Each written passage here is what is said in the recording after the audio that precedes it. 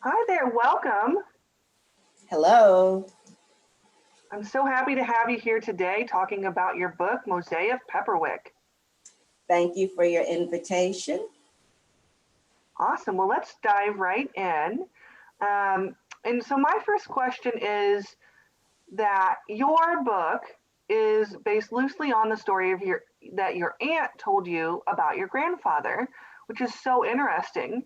And I am curious how you decided to take the story and turn it into a book.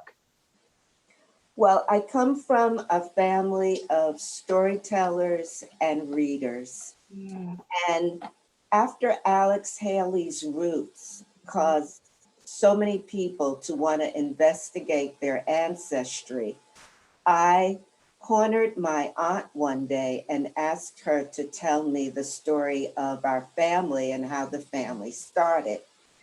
And she began by saying, I really don't know too much because in those days, elders did not tell children too much about their history. It was considered something that maybe you would grow into, but you really didn't need to know. But little by little, during holiday dinners and times when we would meet, she began to tell me that my grandfather was a reader in the Episcopal Church. And the reason he knew how to read was that in slavery, he was selected to be the companion to the planter's son. This was a very common occurrence as the plantations were huge farms and they were often many miles from each other. And the owners had to secure some type of playmate for their own children. So they looked around for children who were, I guess, cheerful and caught on quickly. And my grandfather was one of those. Now, in being this little boy's companion and valet, he also got to attend the child's classes. mhm, There was no public education at the time. So families educated their children by hiring private tutors who lived on the plantation and taught the planter's children, the owner's children, the slave master's children. So, because of this, my grandfather got 7 years of education. And when she told me this, I started to write about very young children, ages 7 and 6. The mhm. little boy was a valet and a companion, and the little girl was a housemaid.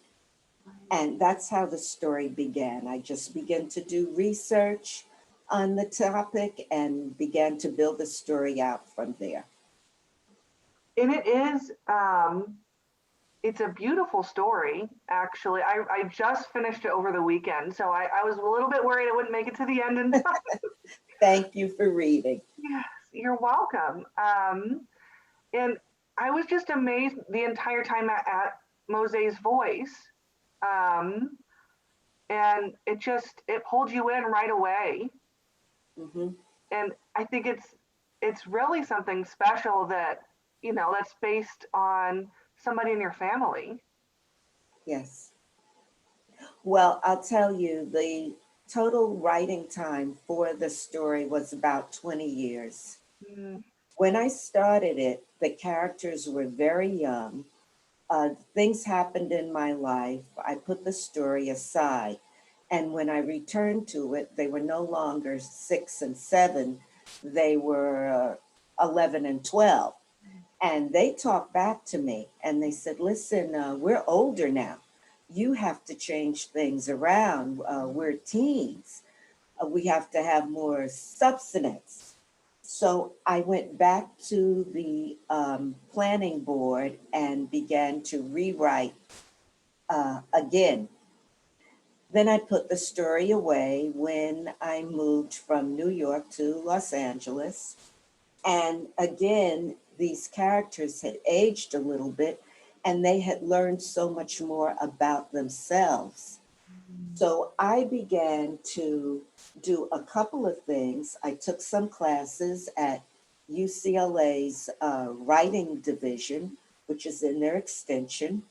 I began to read about plotting and elements of story. And I began, or actually I continued with my research about the period, which is 1850s in South Carolina. And putting all of this together, I kind of downloaded Mozay's voice and the voices of all the other characters. I did quite a bit of spiritual work in my life, belonging to different groups and associations. And one of the big things I was learning was to trust myself. Mhm. So when I would write, I would kind of get downloads of what I should say. Hmm. And it would happen so quickly that I would write longhand. There's no way I could type it out. I would just write in my journals longhand. It would be very sloppy. I learned over time to go back and clean up the writing a little bit so that I could understand it better. But that's where the voice came.